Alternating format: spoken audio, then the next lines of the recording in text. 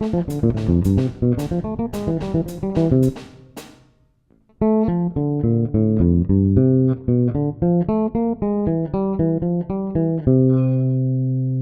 that was a line played by one of the great jazz electric bass players, a guy called Jeff Andrews, and some of you might have heard that he sadly passed away recently.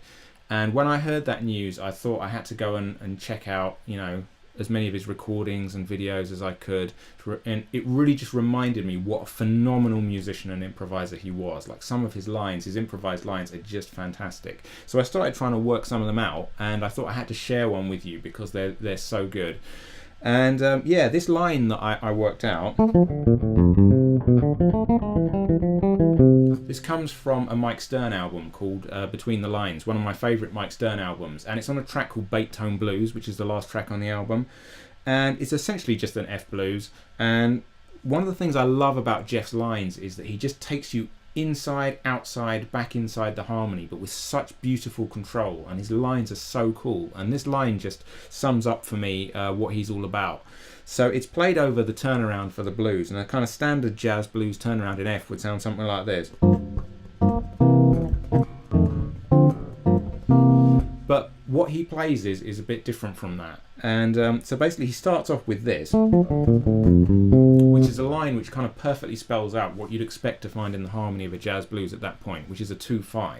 So G minor 7 to C7. So he starts off spelling out a G minor 9 chord essentially. You get 9th, 7th, 5th, 3rd, 9th, 7th root. And then it resolves onto the C, which is the root note of the C7 chord.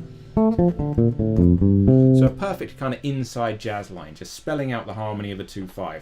I'm sure you've all, you know, heard loads of lines like that. But then he just takes it way out there. He plays this. Okay,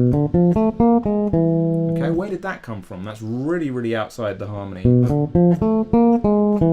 when you hear it in context, it sounds oh so cool.